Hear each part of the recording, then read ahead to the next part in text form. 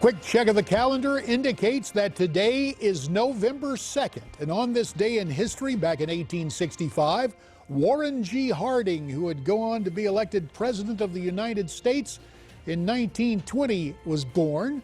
In 1948, speaking of presidential elections, Harry Truman defeated Tom Dewey, much to the chagrin of what the paper then known as the Chicago Daily Tribune, which had gone to press early with the headline, "Dewey defeats Truman."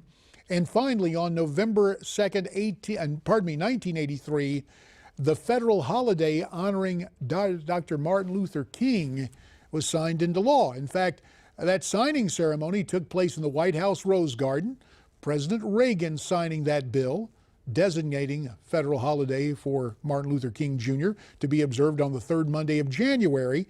In the years following the assassination of Martin Luther King, millions of people signed petitions in support of that holiday. Coretta Scott King, who you see beside President Reagan there, testified before Congress multiple times, but it was not until today, in 1983, that MLK's leadership in the civil rights movement was officially recognized as a federal holiday. But it is worth noting that none of this could have taken place save a certain event in Atlanta, Georgia in 1929, the day Martin Luther King was born. That's the subject of our American Moment.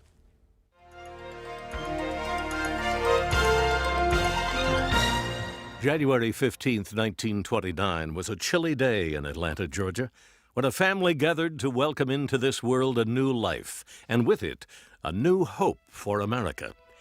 2 years after his birth, his father, Michael King, changed his name to Martin Luther King, and then changed his son's name to Martin Luther King Jr. Throughout his 39 years, he instilled in Americans a new spirit of justice and freedom, based on equality instead of status, and character instead of race. He waged a nonviolent war on racial segregation, with appearances that radiated with an energy that transcended all races, all faiths, and people of all ages, with words that still resonate today. I may not get there with you, but I want you to know tonight that we as a people will get to the promised land. He spoke to us of his dreams and his beliefs that justice too long delayed is justice denied. You're watching An American Moment on Newsmax TV. From history to the here and now, the Nixon Library and Museum reopened its doors earlier last month after an extensive $15 million renovation. Our very own Bill Tucker was on the ground with someone who used to write speeches for President Nixon, Ben Stein, taking a tour of this newly renovated presidential library, and Bill Tucker's special on the museum entitled Ben Stein Presents the Nixon Library airs tonight on Newsmax TV, I believe at 9 Eastern, but Bill joins us now from Newsmax, New York to talk. I'm right, correct? 8. 9 Eastern, right? Because 8 Eastern, 9 I'm Eastern, on. JD, you're correct. Now that now I understand. Tonight at 9. Pardon me? Tonight at 9. It debuts tonight at 9 o'clock. Yeah. It's going to be good to watch following Newsmax Prime, and we got a little hint when you were waxing rhapsodic about Brother Nixon and his travails a few weeks ago. But going through with Ben Stein must have been very interesting because not only was Ben a speechwriter, Ben's dad had an important job in the Nixon administration. Right. Yeah, Ben's dad was actually chairman of the Council of Economic Advisors. So the Stein family was well integrated into the Nixon administration. And it was great walking through the museum with Ben Stein, JD, because we were looking at exhibits he hadn't seen. He had been in the museum before, but he had not seen the newly renovated $15 million project. And it was really interesting to get his insight, get his reaction, get his reflection on things that were on display in the museum. And Ben is the kind of guy, and I've known him for years, and he makes very important points, but he's one of these guys who transcends politics and pop culture with his acting and with various different things he has done. Yeah. And there was an interesting story he told you about Elvis Presley at the White House. Let's listen to it, then we'll get you to talk more about it here. I was there deputized. that day. I was there that day. Were you really? I got up and I said, Mr. Presley, everyone in the world is your fan, but I'm your biggest fan. And he said, thank you very much. And the president and the king, as the saying goes, really amazing. So there he was, Ben doing his Elvis.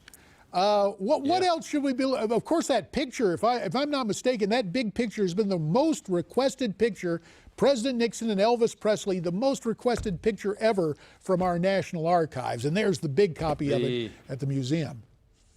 Yeah. The president and the king is the name of the picture, and it's certainly a really, really well-known one. I mean, he was there to be deputized. A lot of people don't realize he was there to be deputized by Nixon, and made an official DEA agent. Nixon enlisting Presley into his early war on drugs. So, what was really funny, and what you didn't hear in that soundbite, is that Ben Stein was having lunch with his father, and his father said, "Would you know Nixon if you saw him?" And he said, "Yeah, of course I would." And it turns out that Nixon was sitting right behind him having lunch with Bob Haldeman. So it was funny. It's not a picture and an image you usually carry around in your mind. It was very interesting going through it with Ben because, so much of Nixon's legacy has been overshadowed by Watergate that we forget the number of really significant domestic and foreign achievements of President Nixon. And we get a glimpse at those achievements and just what an enormous impact this man had. And don't forget, JD, in '72, he was elected by the largest landslide in American history. He only lost Massachusetts and Washington, D.C. Every other state in the country was red. And then 2 years later, on August 9th of '74, he left the White House in disgrace. So it's quite a story. So I think people will find it very interesting, and they'll see a side of Nixon that they haven't seen before or maybe don't even know. So when viewers tune in tonight at 9, you've got this thing with Ben Stein. I mean, I can just imagine what a great treat we're in for. But is there one thing you learned about Dick Nixon in your time working to prepare this special on the Nixon Library that surprised you? We've got about a minute left. Yeah, actually, it was very interesting. Ben at one point looked around and said, I don't see it here, but I know it exists because I worked on it. And he said it was legislation that Nixon put forward to the Senate, to the Congress, to provide health care coverage for the poorest Americans. He designed a bill that was meant to be sort of a public option for the nation's poorest. It was presented to the Senate, JD. Do you have any idea who was the first person who killed it and why it never went any further than it did? Can you tell me, or do we have to wait for the show tonight at 9 Eastern? No, I'll tell you, because there's more. But Ted Kennedy was the man, the great liberal lion. Killed it because he couldn't stand Richard Nixon. So he didn't care if this bill was going to benefit a bunch of Americans. He didn't want Richard Nixon getting any credit for it or having anything to do with it. Wow. One of the fascinating stories that we'll see tonight, 9 Eastern. Ben Stein presents the Nixon Library with our good friend Bill Tucker. Bill, thanks for your time from Newsmax, New York. Thanks, JD. You betcha. Now, before we go, quick check of the phones, 1-877-Newsmax. The last word from Las Vegas. Here is Deborah. Deborah, about 40 seconds. Hi. Hi. Hi. Thank you for having me. You bet. I've got a huge gripe. I just want to complain about both parties at the moment not doing their jobs. That's why Trump is so high in the polls. He's a newcomer coming in, and these people are not doing what they're supposed to be doing for this country. They're selling the American people out. They're putting jobs overseas, letting them all go overseas. They're not taking care of the people in this country. We're voting them in. They keep messing up. Both parties are guilty. You know, Deborah, you are giving voice to what the frustration that so many Americans feel, and I appreciate you for doing it. Not unlike Deborah in the Old Testament, the great judge. There's Deborah in Las Vegas with her verdict on why Trump has been successful. Now, tonight on Newsmax Prime, Dick Morris will be with us, as will Bernie Carrick, and our very own Joe Pags. You can see his simulcast at 6. We'll be looking for you tonight, 8 p.m. on Newsmax Prime. The Nixon special at 9. I'll see you at 8. Till then, stay brave, stay free, stay tuned.